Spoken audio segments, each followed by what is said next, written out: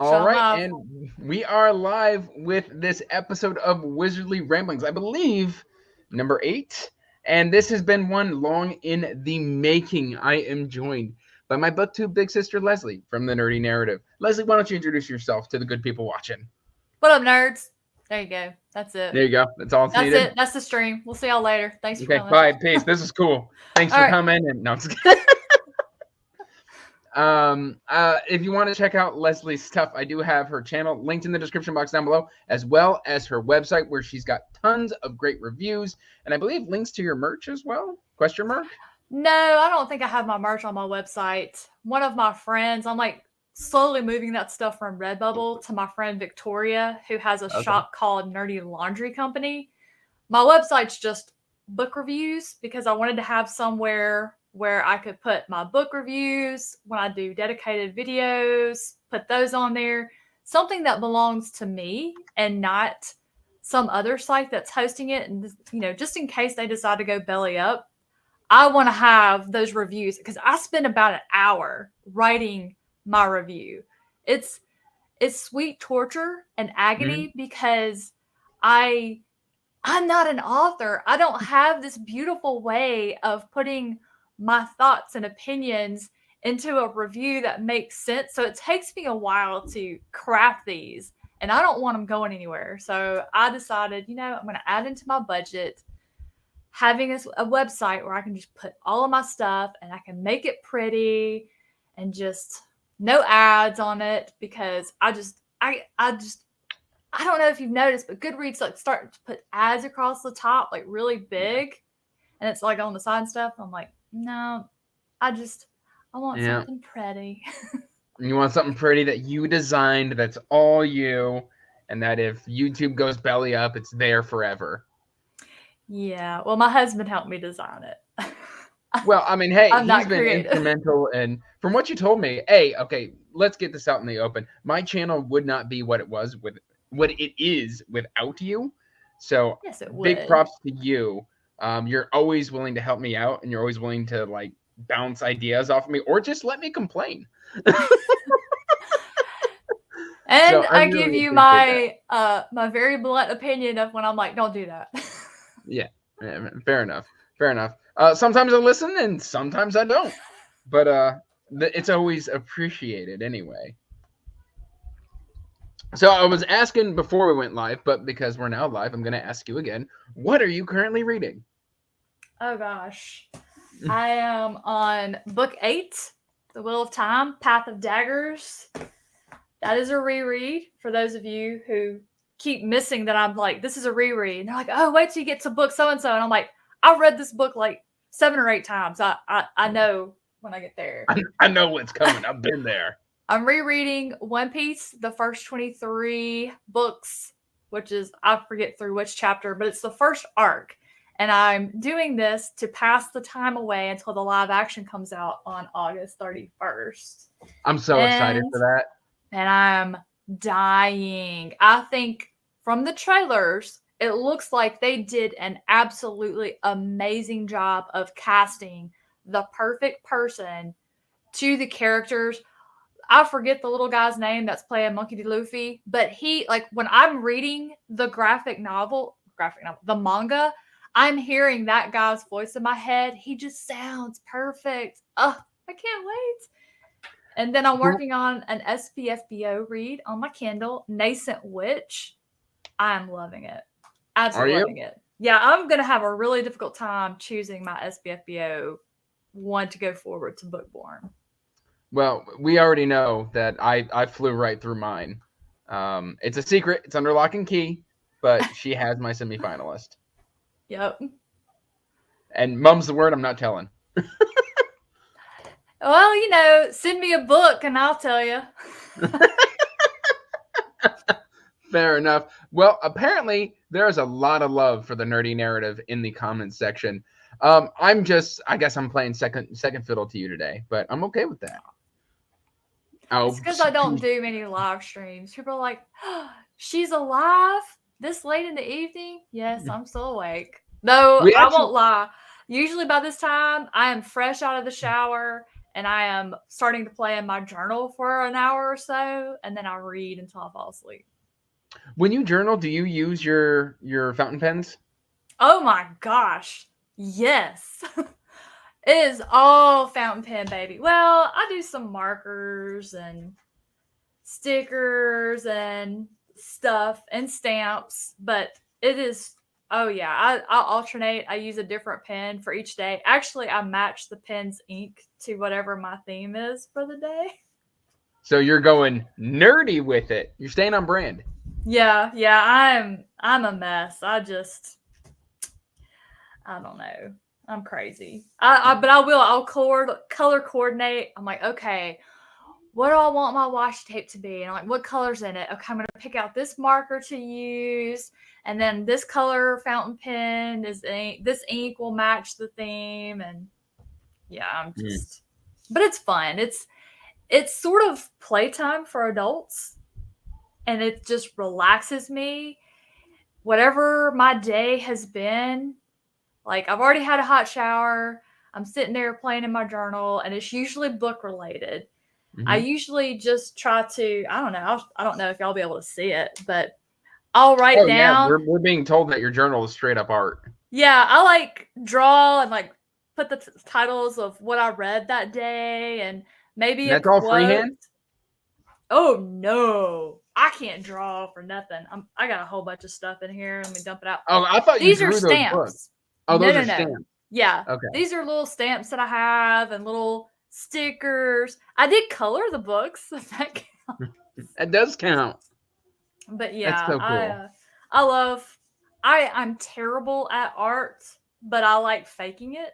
So I did a lot of art in school. For a while, I mean, I went to college for graphic design, so I was artistically inclined, but my art is a muscle I have not flexed in quite a while, so I'm probably trash. oh gosh, I see Nico has started over London. I laughed so much reading and listening. I when they asked me, they're like, "Hey, we see that you've listened to some narrated books by Brenda McDonald, who is our narrator. We would Mm-hmm. love for you to give this a shot." And one of my favorite authors blurbed it. The Irish comedian that writes the Stranger Times and the Dublin trilogy, he blurbed it. I said, Okay. "Oh, I've got to." And I said, "Can I ask for a digital copy so I can immersion read?" And they're like, "Sure." Because I'm highlighting, taking notes, because, I'm just one of those weirdos. I tell y'all, reading, it is a whole experience for me. I have fun highlighting stuff, marking quotes, things that I love about it. And some people are like, well, doesn't that take you out of reading? No, I'm a fidgeter. I can't sit still for very long anyway. So typically I'll read a chapter and then I'll go through and mark quotes or something I think might be foreshadowing because I'm trying to figure out the mystery, which I never do.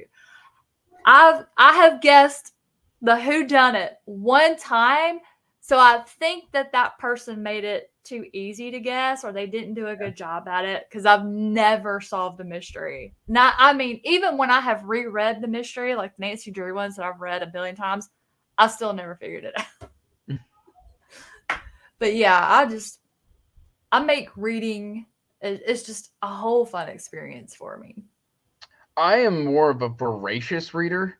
So, like, I am barreling through the book and I'm kind of just using my brain to snatch tidbits that I kind of think are cool. And then, like, I might take down a note somewhere, but I'm not writing in the book. And usually, by the time it comes down for me to sit down and film the review, I'm just kind of just like, and what's floating around here in the miasma of my brain pan? See, I'm getting older, and the gist of it will be floating around in here, but I like to go back through. So I've started this thing where I'm doing the tabs where I'll color coordinate, and I actually made a video about it. I haven't edited it yet, but I'll put the tab in and write on it what it's for, like character development. There were these commandments that he was going by doing his job, moments that I loved, quotes, and plot. And I put a little sticky note who recommended it to me. And the first time I read it, because y'all know I'm a serial rereader. And so I can just flip through. I'm like, okay, what quotes did I mark? That'll be really good to put in the review to teach readers, and plot point developments. So I want to go back through and be like, all right, well, let me connect this and let me connect that. I had no foreshadowing. This was a mystery. I saw nothing in there that gave anything away. And then I'll write on note cards. So as I like uncover maybe like the main character, when it's like he's this age, he looks like this, I wrote that down.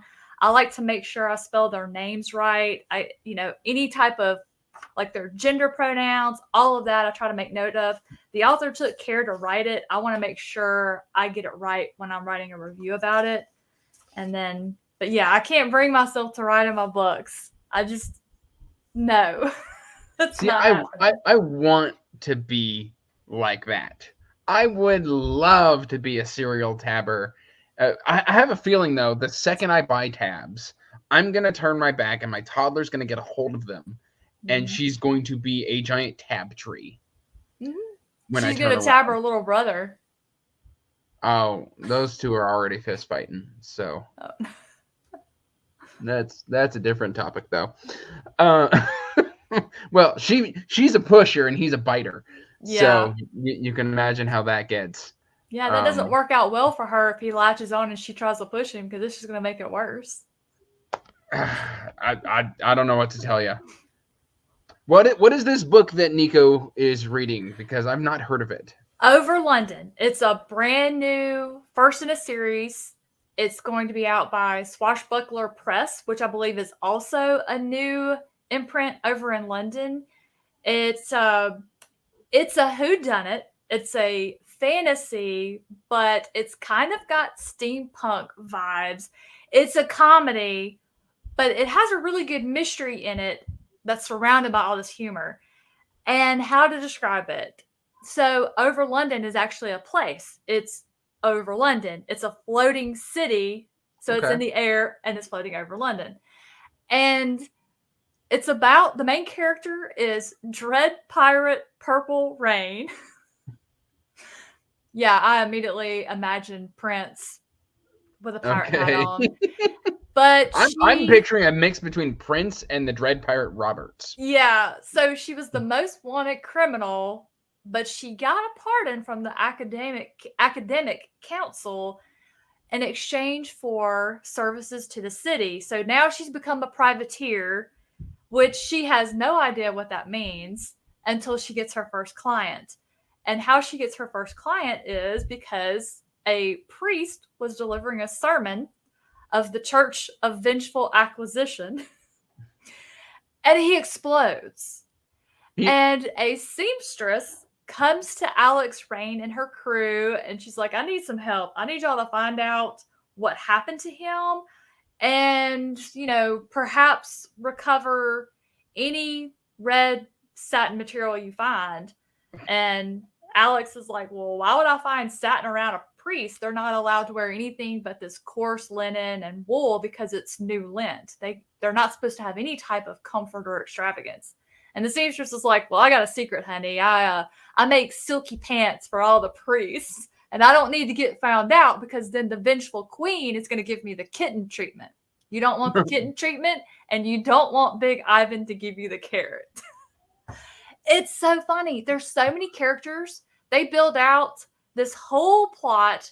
We've got Alex and her crew. They're investigating. They don't know what they're doing, so it's hilarious. She actually hires another guy who hires her. He hires her to help him do something. She hires him to help solve his own case. And all the people in this little town, you meet them all, and they're so distinct from one another. All of the representation you can imagine is included, and it's so flawless and seamless. It's hilarious. You've got gangs, you've got nobles that are, I'm not going to get into that, but it's wonderful. I don't know how they managed to distinguish so many individual characters from each other, but they did it in a way that it was very easy to keep up with. It was not Malice by John Gwynne. It was very, very easy to keep up with all of the different characters, and I just absolutely loved it. That sounds amazing. That sounds like a mix of Rivers in London and Terry Pratchett. Terry Pratchett they dedicated the first book to Terry Pratchett. That's one of their, it's an author duo. It's George Penny and Tony Johnson that wrote this one. So I hope Very there's going to be cool. a lot more. That sounds right at my where. You see, now that I want to write down a note here, I've got a pen here and a piece of cardboard here. I'll send it to you. But I just unclicked the pen. It's London. so interesting. There's alchemy in there, and it all makes sense. You They already just sold literally me. put the kitchen sink in there, but it's a lot of fun. So I've never read Terry Pratchett, but if you read this and you tell me this is what a Terry Pratchett book is like, then I'm sold on Discworld. I will absolutely read it. Well, Daria is saying that Terry Pratchett is who came up with the kitten treatment. Okay. Well, I'm not sure I know what the kitten treatment is. No, I'm not going to tell you. You have to read the book. I don't know if I'd rather have the kitten treatment from the Vengeful Queen or Big Ivan's carrot. That sounds dirty. Oh no, it's not dirty. Okay. It's not dirty. It sounds dirty. There's some really hilarious stuff in there though that I'm not gonna tell you. You have to read it to find out. Very cool. The only book I managed to finish this month is this one. Yeah, I have that one on my list to get to. Oh, you're gonna love it because it's got just enough mystery, just enough horror, and it's also got coming of age with kind of that gas lamp steampunk feel. Mm-hmm. And it's so good. It's got Howl's Moving Castle kind of themes in there. I don't want to. If she's the one I'm thinking of, she's active service, military, army. She's Air Force. Yeah, Air Force. Yeah. Okay. Yeah. Yeah, I believe that's what it says on the back. Yeah, I think she's Florida, or she was. I think maybe she's in Georgia now. Yeah, she currently resides wherever the U.S. Air Force needs her to be. Yeah, yeah. So that's smart to put it that way because she's going to be in a different place every few years. But I've got the whole trilogy now, and if you want to immersion read it, I don't know. Do you have Scribd? Do you use Scribd? No. I have Audible, but I get the majority of my stuff from Libby. I hoard my Audible credits for any indie published audiobooks so that I can grab hold of those because those are usually Audible exclusives. I just learned that with Libby. So I just learned this, and you're probably going to roll your eyes and scoff at me and be like, that's common knowledge. But if you borrow an ebook from your library, that counts towards WhisperSync. No, I did not know that. Yeah, cool. I did it with Lonesome Dove earlier, just yesterday. And I was just like, I wonder how much the audiobook is going to be because, like, I started Lonesome Dove, and the prose is beautiful prose, but it's also kind of like a bit different than what I'm used to. So I wanted to immersion read it. So I went to go look, and it was like, by the way, you can have this for $7.49, which if you know, that means it's WhisperSync. That's awesome. So I didn't know that. I don't know if it works for all of them, but it works for Lonesome Dove. And my mind went. Yeah, it's really rare that I do ebooks for my library. Usually I'm strictly getting manga from them because mine has almost every manga you can imagine, and audiobooks is what I get from them. I just borrowed from Hoopla, which is the other side of I just borrowed Saga. Yeah. And I want to get Saga physically just because reading a graphic novel on my phone is a bit like if my iPad still worked, that'd be great. But my iPad broke a while ago. So I want to continue Saga, but like I read, I think the first volume, and it was awesome.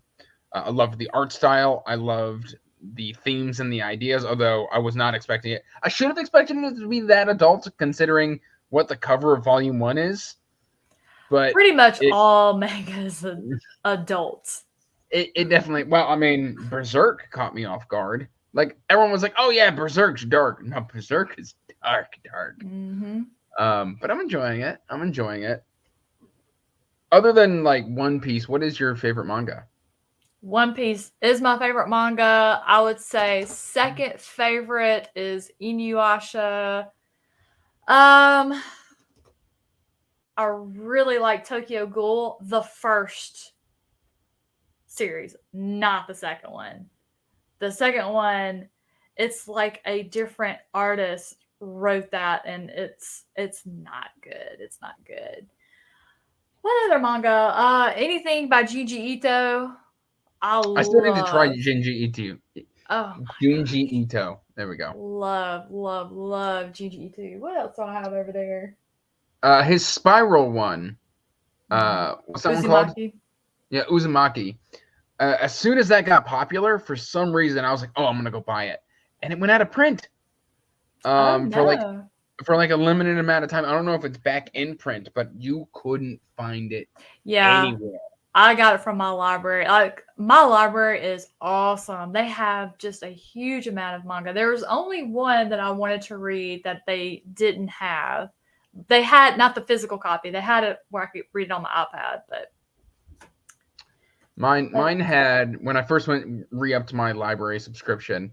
They had Vinland Saga on physical, and I got except somebody stole the first copy. Like when you oh go in there, man, when you go into the system, it's just like, yeah. hey, this was checked out, presumed stolen, never returned. So it was one of those ones, and I was just like, oh man. So I had to go and buy my own first copy. But I liked Vinland Saga what I got through. I didn't get Yeah. through. I kind of went ooh squirrel with it, so I need to get back on that. My daughter's yelling at my wife for some reason. Yeah, I've been wanting to get back into reading manga and comics. So 2024, I'm gonna do better about having that back on the schedule. Though I'm probably gonna keep going with One Piece again. Now that I'm probably just gonna keep going now that I've started to reread. It's so good. It's so wholesome. Although I know I can't remember if it's this arc or the very next one. I think it's the next one that is the one that rips my heart out and makes me cry, and I don't read anything for 3 days. Are you talking about when how do I say that non spoilery? Because it's The been a ship, minute. the ship. Oh, okay, fair Yeah, enough. yeah. We're thinking of something different. I always think of Nami as the first like really emotional part. Oh yeah. No, I'm not talking about her arc. I don't care about that. No, no. I mean that was cool, but yeah, that wasn't. See, can I maneuver my camera to get rid of the glare from my window? That has never happened No, before. you have to close your Give me one second. I'm gonna blinds. close my window. I'm gonna I close I these blinds. never open my window. The sun decided like right now, this is where I want to shine. Ugh, it's even worse. Oh well, it's a little better. It's a little better. You have to roll them where they go up.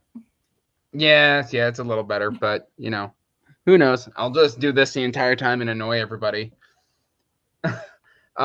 Corbin wants to know if I tried to sell you on The Walking In yet.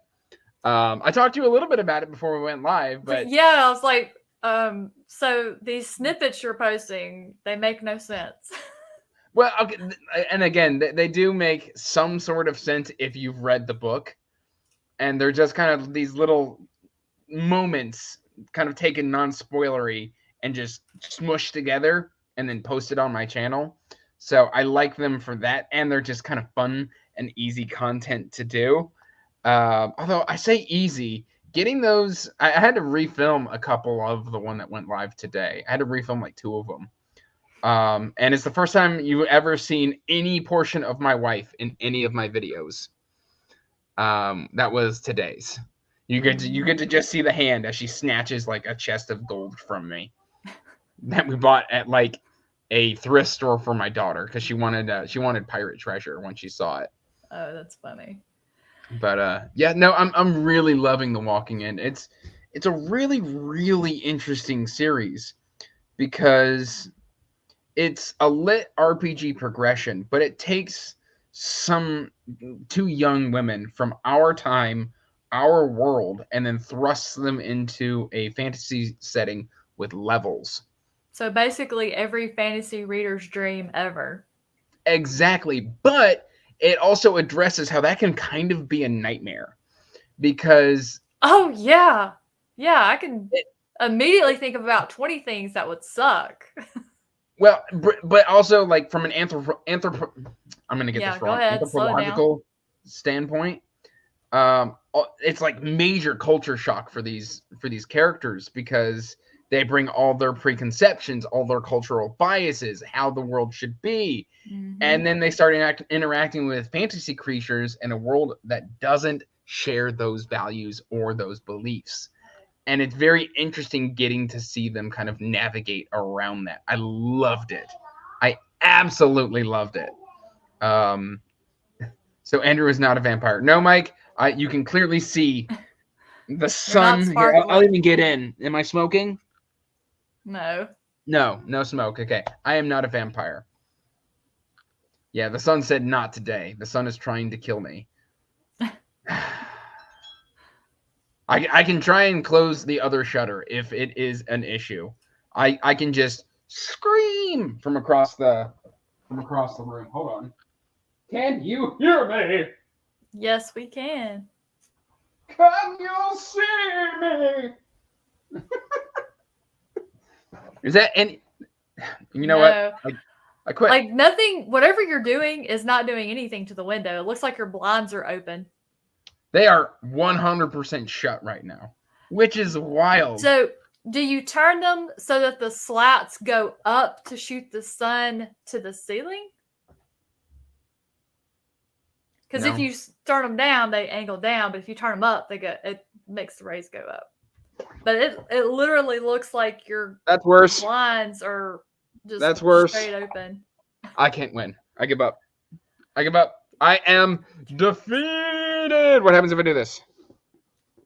Oh, yeah. But I don't want to hold up this blanket. Okay, cool. I give up. I give up.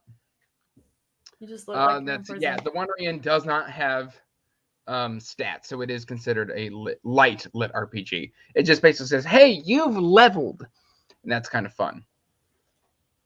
So I if you ever do get to it, it's a nice casual read where like if you ever wanted to read like a chapter a day, it's like perfect for that. Yeah. I feel like I'm being attacked. This is my villain origin story. Right here. This is awful, isn't it? It's hard to look at me. You can't even meet my eyes.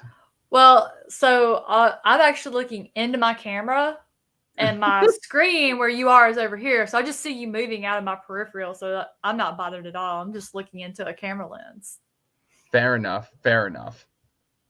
I'm just so used to when I film, I always look directly in the camera because I've got my webcam kind of right in front of me, so I can. Do you film on your webcam or do you film on your phone still? I still film on my phone. Because it's got a better camera than my webcam. Yeah, I mean, I when I first started, I had a Galaxy Note 9, and I filmed all my stuff there. It's the trick was remembering that. Okay, you finally wait. No, whatever you did, go back. Stop. That? Yes, that's closed. That's victory? Yes. Oh. It's amazing what happens when you close them. I am the victor. I had to crank those suckers shut. Well, yeah, that's how you keep the sun out, is closing them. But yeah, when I was filming on my phone, I had to try to remember to always turn it the same way so I could remember where to look in the lens, because I'm one of those people that if I cannot watch you physically if you're looking off at yourself in your viewfinder and not in your lens. Like, you become a podcast to me because I listen to you, because I'm like, how do these people edit their videos and they're looking at themselves, and it's like, why can't you look in your camera? So I just recently got, because I had a tripod and I was using that to record, but like it's a pain because it has like articulating legs, and so they'd get like crinkled and just rubber feet. Awful. I got this thing that is basically like a boom arm. Yeah, that's what I have. That has a phone holder on it now. See right here? Yeah. I have it Yeah, I've connected got, to my desk. That's what I do my journal filming stuff on when I make my little shorts. and it's got an attachment where I Just boom. can, if I do get a camera, which cameras are just not in my budget right now. Um, Stop buying 30 books a month, Andrew, and in 5 months it will be. what? Okay, what you said made sense, but it hurt my soul. I am doing better. I'm buying just nicer books now, which isn't really helping. I am a collector at heart. I can't help it. I have to have the shiny, shiny, pretty, pretty. I like the shiny, shiny. Man, I don't care. I'm gonna do it whatever way. If I can get it from the see, I'm one of those weirdos. When there's a book coming out, a new book coming out by an author I like, I get in line for it at my library. I get in line for the audiobook, the physical book, and the ebook, and just whichever one I can get, I go with. But yeah. Yeah, I mean, usually I will settle for the paperback first.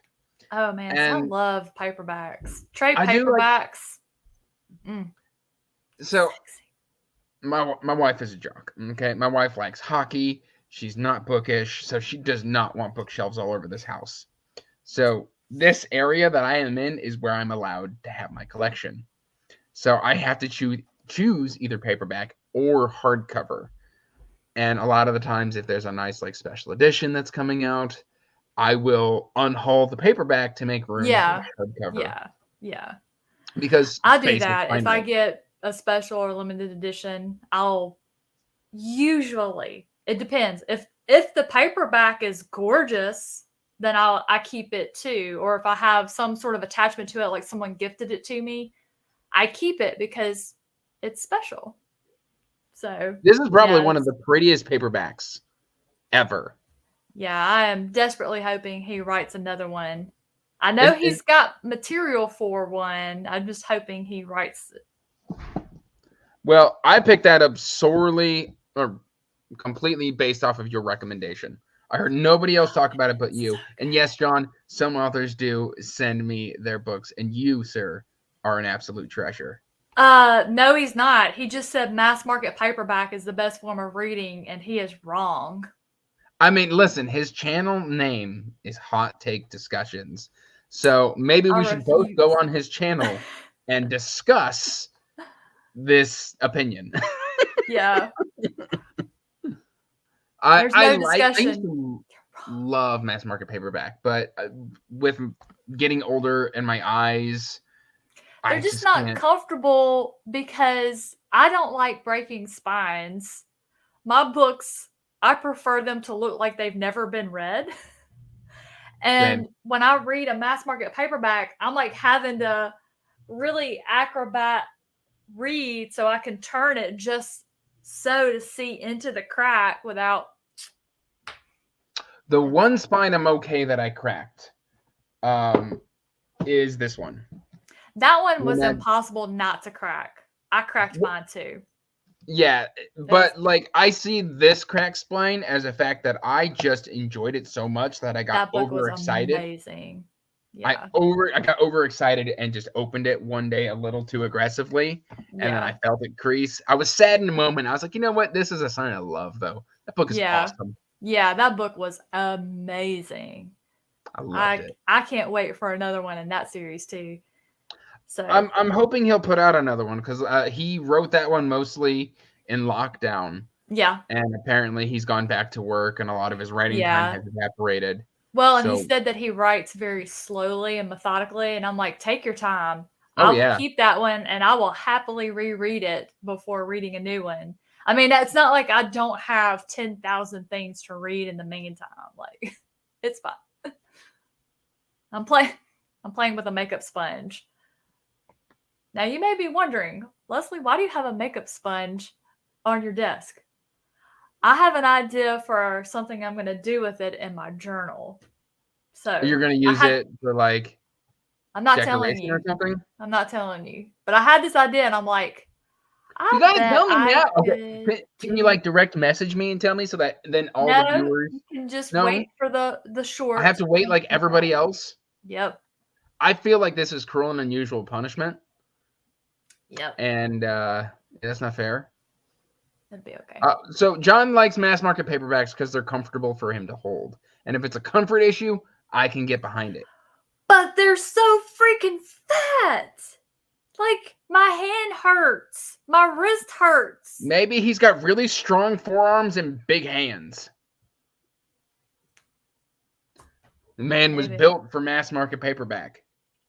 Ooh, Derry. You probably know exactly what I'm scheming on then. That's exciting. Oh, Derry, I need you to DM me your theories then. So let's just go with that because now I got to know. I got to know. Okay, apparently John has debunked my theories. He says his arms are super skinny. So, John, I tried. I really did try, man. But I don't know. I've got decently sized forearms, but I wouldn't say they're thick or skinny. I have Ever, spaghetti noodles. how did you feel about? Okay, speaking of hot takes, how do you feel about the Dresden skinny mass market paperbacks? They're the worst creation to ever grace the book industry. They're terrible. Not only are they a weird shape, but they are put together. That is who was that? Was that starts with a D? No, it was Rock that put those out, wasn't it? I think so. Anyway, when you open the inside, the pages weren't even put in straight. The writing was all crooked. They were bound terribly. The wording was just on the pages, all kind of weird. Abomination. They should not exist. I bought a box set of the first 3 and got rid of them. Just, ugh. Now I don't own them anymore, but when I was probably 17 or 18, when I was really reading the series, I had them all in that size. And this was before. This was pre-booktube. This was pre-collection. I would unhaul and constantly take my books. Like I was a completely different reader and collector. Yeah. I didn't mind them. When I got into it, I got them all on my Kindle. Then I got them all on audio, and now I have some on paper. I mean, hardback, and I've collected the British version. But I think I still have one, John. I'll show you. See, when I first started Dresden, I think I was a teenager, and the show had been out and canceled for 3 or 4 years, if I remember correctly. That was an awful show. Well, I watched the show first, and then See how tall that is? Let me cover my face. It's super tall. Like, where's a mass market paperback for reference? Look at that. Like, that is skinny, it's tall, and it's just horrible. And you cannot open these without breaking the spine. Like, it's impossible. You see, I read those back in the day when I didn't mind breaking the spine. Oh, see, I've always. Okay, so listen, I grew up with a big sister who did not care about maintaining books. I come from a reading family, but my sister had the bad habit of taking my books and then reading them in the bathtub and then butterfingering them.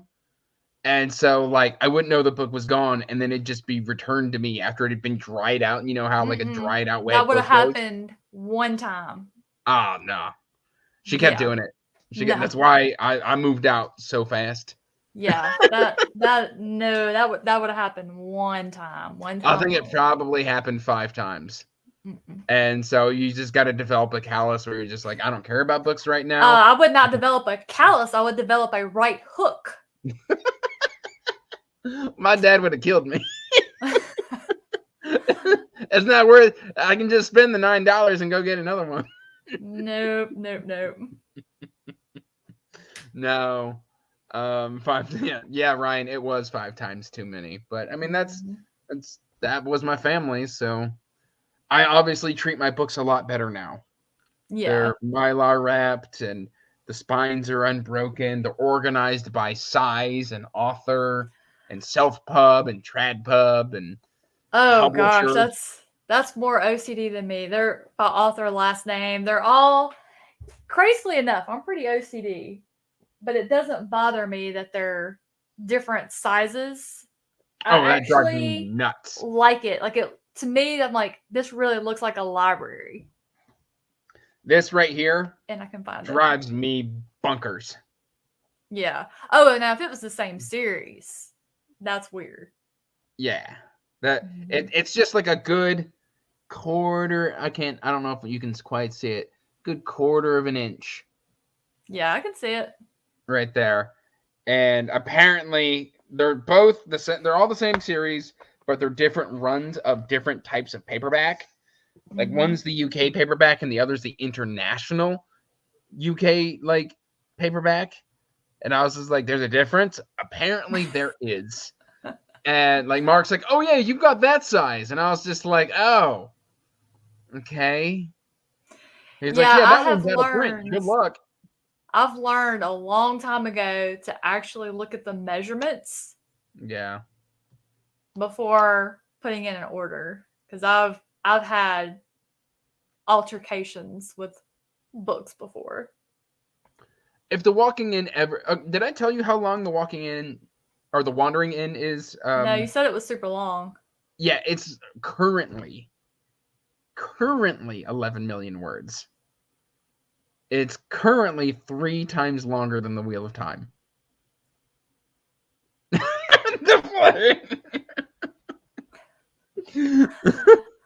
And it's about 2/3 to half done. No. So if it does ever get fully printed, it will require its own shelf. And I would actually probably be okay with that. Because I really like the covers. The covers are actually really pretty. Yeah, that's so I would be down to clown on that. That's a no from me, dog. It's a no? Yeah. Why? Is it just too long? That is insanely long, especially with my inability to read through series quickly. I am fully committing to at least one a month.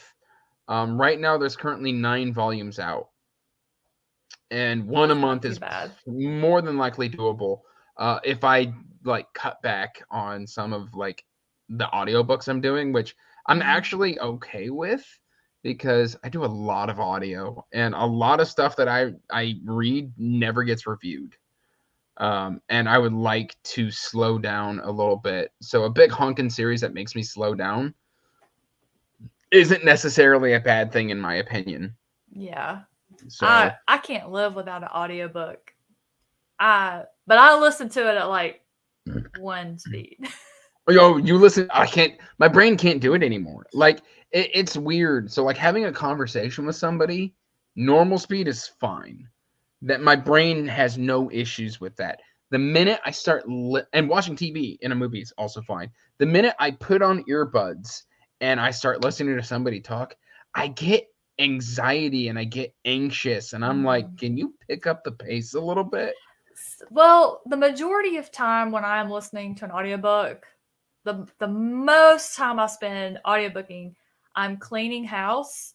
So it's easy because I guess I'm matching what I'm doing with the audiobook.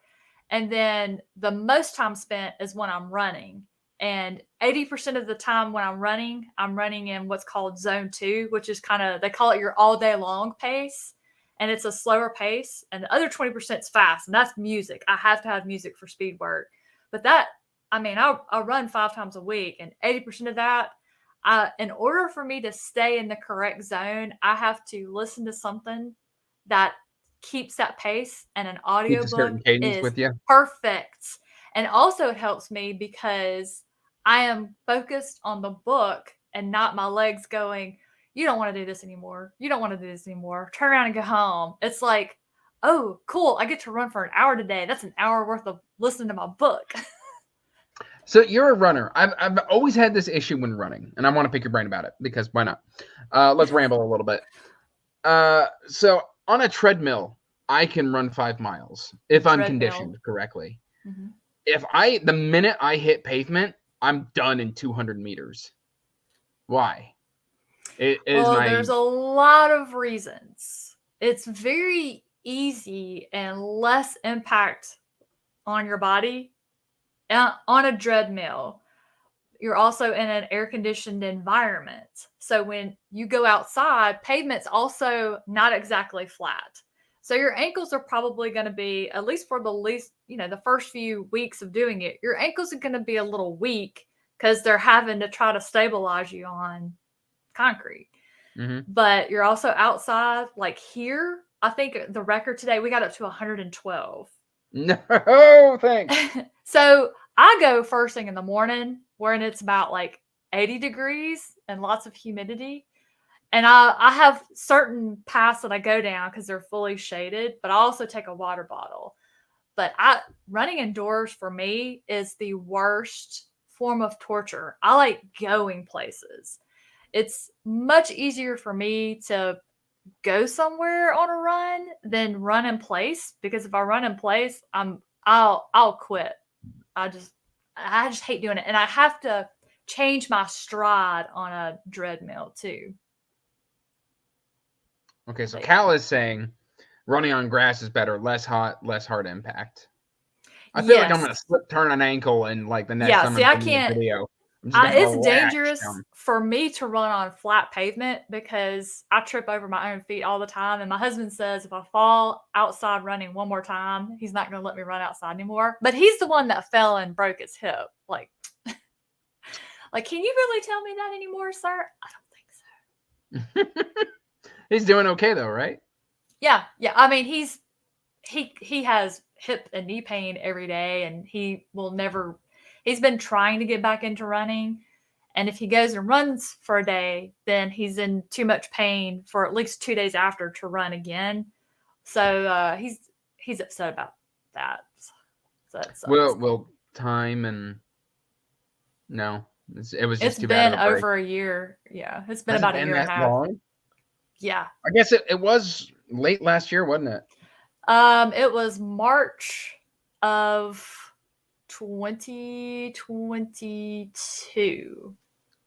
March 16th. It was my Time best is a friend's weird birthday. thing. Yeah. I guess my son hadn't been born yet, had he? Nope. Weird. Weird. Whenever somebody like analyzes time, like even when reading, they're like, "Oh yeah, I just read this series." Like I read that 2 years ago. That doesn't seem right. Yeah, Wow. some books it feels like I just read them yesterday, and others it's like feels like it's been 10 years. Well, like Sword of Kaigen, I'm speaking of special editions, I'm getting my Wraith marked one here soon. And I think I read that in 2019. It's been 4 years That's since I such read a it. great book. But yeah, I'm so immune to special editions anymore. Like that one, Sword of Kaigen, I understand. The book's been out for years, but these days, special editions are coming out at the same time or a couple of weeks after the book has just been published. And then some of them are getting multiple special editions. And I'm like, I'm just immune to it at this point. Plus, there's the whole thing where the regular new release is like $25 to $30, and I'm just going, I can't even. I like have to be so particular about which ones I choose to buy in physical format these days, and like special editions are just like, nope. More so than anything else, like if it's a classic, like I just got the Rift Wars on Grim Oak Press. Those have been out for 30 years. Yeah. I got those, and then I got Elantris. I know you don't like Elantris. You're welcome, because I'm pretty sure I'm the one that made you read Rift War. Didn't I pick that one for you? Was Magician? it you? I'm pretty sure. It might have been. If it was, thank you. I've got 2 special editions of Magician. That's an amazing. I love it. I've got the Easton Press, which a bunch of my fellow moderators chipped in and helped get me. Very sweet of them, and a few other friends. And then I just, because I have to have a matching set, I got the Grim Oak one as well. Yeah. Because in order to get the matching set in Easton, it was going to be $600. But to get the whole trilogy in Grim Oak, it was $325. And Yeah. I was just like, okay, I'll That's keep that. my Nope. Easton Magician as a memento, and then I'll get this one for display pieces or I'll purposes. keep my mass market paperbacks. But like Ember Blade had Hmm. a limited hardcover run Hmm. of only like 100 pieces. So when that special edition came out, it was really more of, hey, this is my only chance to get a hold of it at an affordable price point. So I went and Yeah. supported that one. Same with the See, I First Law don't. trilogy. I don't care about like hardbacks. I If I have the trade paperback, I'm happy. The only time I end up with a hardback is if it's a brand new release by a favorite author or a series I've already been reading or collecting. Otherwise I'm content to wait for that trade paperback to come out. That's fair. That's fair. I am starting to get a lot more selective. I was going to buy a whole bunch more special editions, and I just recently just decided not to. There are a couple folios I want to get a hold of, but that's just because I think folio is just really beautiful books with beautiful illustrations. So those are more like art pieces than Yeah. anything else. Do you read those? Not yet. I like somebody, I can't remember. I had a video where I was showing one of my special editions, and and I was talking about how I was going to read it, and they're like, "You're going to read that?"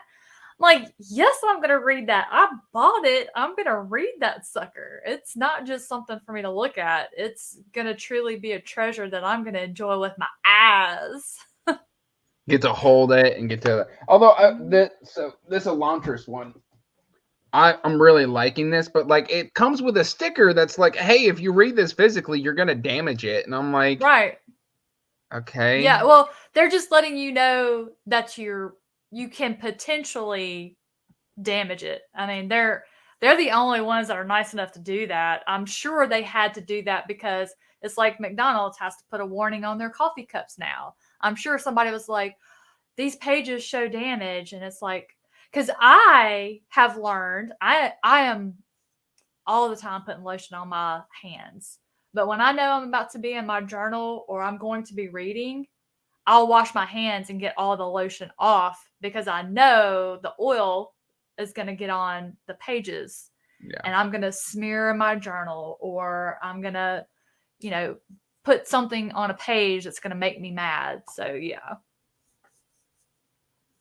I mean, John, your series is gorgeous enough as is, so I think you're doing just fine, my friend. I don't think they could do anything to make your series look any better except possibly like the title and the author name and accent with like gold foil.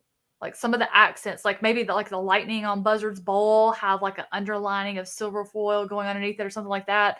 Like That'd be cool. seriously, the only thing they could do is accent because the artwork on both covers are just would not change a thing about them. I love a lot of the artwork that's coming out of like indie right now, and like when stuff like combat codes, combat Yeah. codes. I thought the artwork on the traditional combat codes is much worse than the self pub. Yeah, I'm so glad I have that. I have the self pub before he made the changes and went trad on that one. Like when that got announced, I was like, "Oh, combat codes! Yeah, congratulations!" Oh, they took your art from you. Yeah. That that's upsetting. Well, that's part of the whole traditionally published deal. You know, they get to do that kind of thing. Yeah, I guess, but I mean, I just thought the art was so beautiful. So like, I want my indie authors to have all the success, but like, At can we what keep some of this cost? art?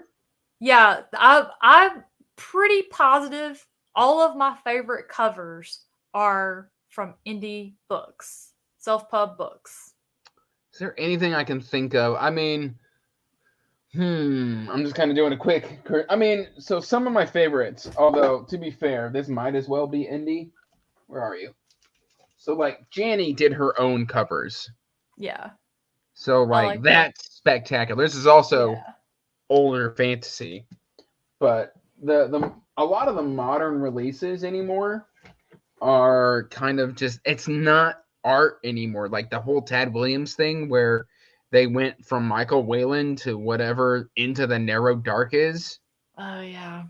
I got rid of my Last King of Osternaard series physically because of that.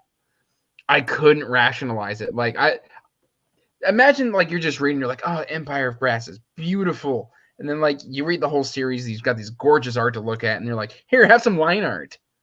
Mm-hmm. I don't know. It Yeah, just that is. I don't know. I want to get the UK versions of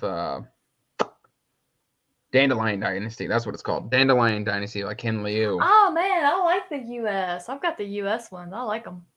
The one thing that bugged me about them was what they did for the last book. Yeah, but I don't care enough. I don't like the UK version of that, which is rare. Almost always I love the UK cover over the US, but that's one series that I don't. I just don't. It just doesn't appeal to me. Do you not like the blues or the scene? It's just I don't know really, and it's just I don't. I think I'm a the black cover with just the centerpiece, and all of your focus is on the whatever the art is, the piece of art that's on the front of it. It just makes it striking and intrigued, and I don't know. It's just I just get a weird feel about it. Okay, fair enough. If you like what you like, then Just you like what don't you like. like it. I don't like it. I don't like it. No. Let's see. Let's catch up with the chat a little bit. Yeah, okay. So Ryan loves them. Evie, how dare you rest your eyes? But at least you're here now.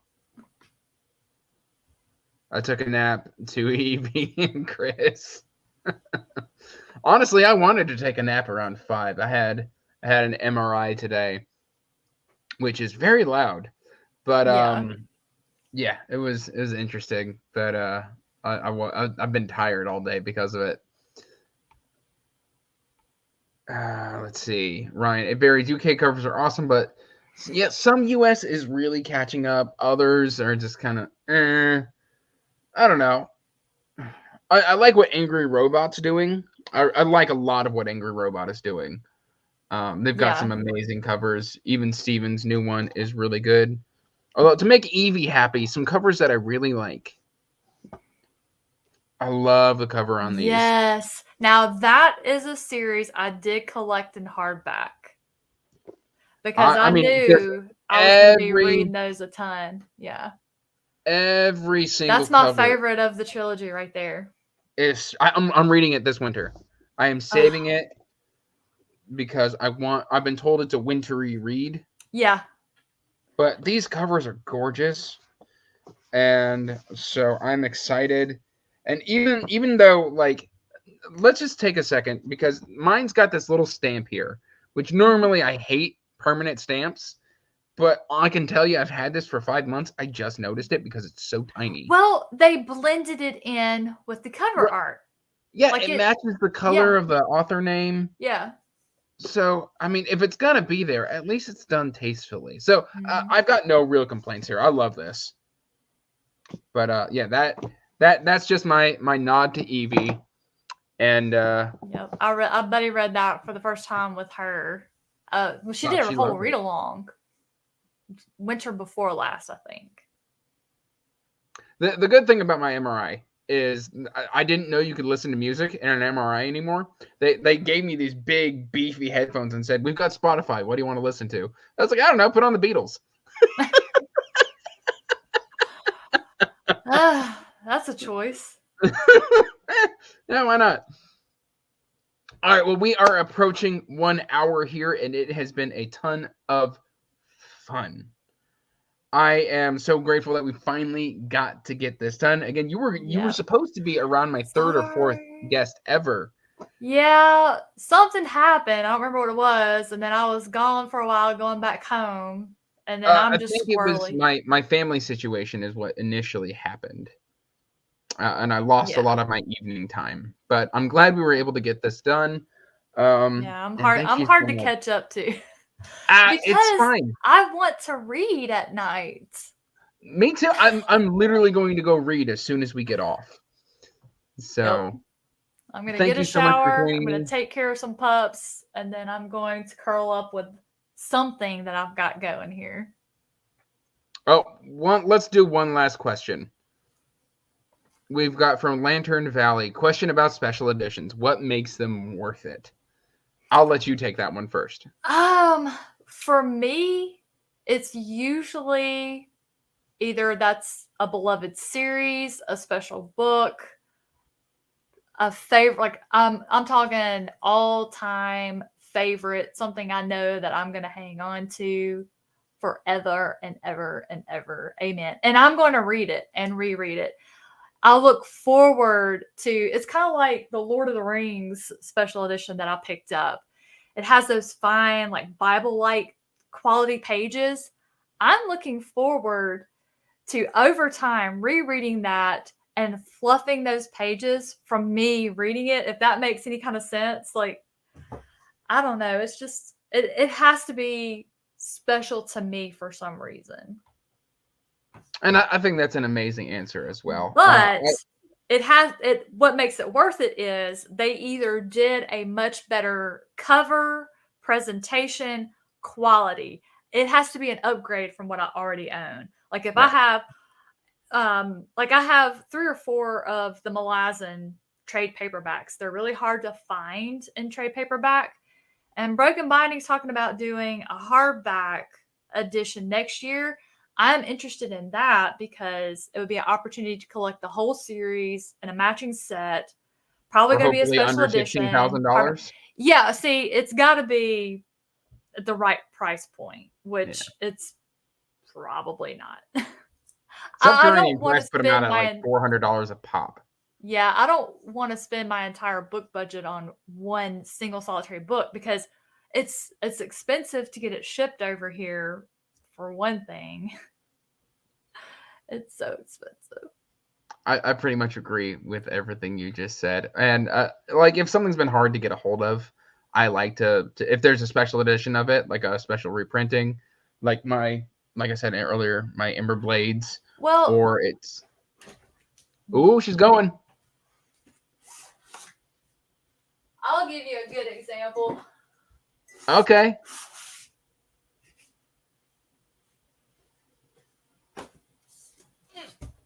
I just want to explore that bookshelf. So, forever ago, I got the Ark for The Only Good Indians by Stephen Graham Jones. And it turned out to be a favorite book and a favorite author. I love this book and this author so much that I collected the UK paperback edition. My local used bookstore had a brand new hardback for 25 cents. 25 cents? Yeah, and I picked it up and I was like, I told my husband, I'm like, I don't think they realize what they have here. And he goes, are you going to tell them? And I said, no. And then Evie sent me a personalized signed copy of The Only Good Indians and the special edition. This is worth it because, first of all, look at this freaking cover. It's a wraparound piece of art. It's a great quality hardback. It's like sewn in. It has pictures all That looks like throughout. it's meant to be read. Oh yeah. I mean, it's just absolutely astounding. They just SST they're unmatched. They're special edition and they do not break the bank. They are affordable. Now they take a while, but they tell you. And I'm just this is a treasure. This is my treasure. If I was a pirate, this is my treasure. These books. And I have this is one of those books that probably anytime I go somewhere, if I see a copy of it, I'm gonna pick it up. Is SST the publishing company? Yes. Scary short strong wait, what does it stand for? Something Scary Tales. Short Scary Tales? Short Scary Tales Publications. There we go. I guessed. Yeah. And I'm collecting any of these, any SST, Stephen Graham Jones, I'm collecting. Favorite author, just Well, I think that pretty much answers the question. So once again, I want to say thank you for coming on. If you want to subscribe to Leslie's channel because she's awesome, I have it linked in the description box down below. And if you want to read her amazing book reviews, I also have her website linked there as well. And if you're an author and you want to see her review policy, it's on the website as well. Yep. That's all I think I've really got. So let's just say goodbye.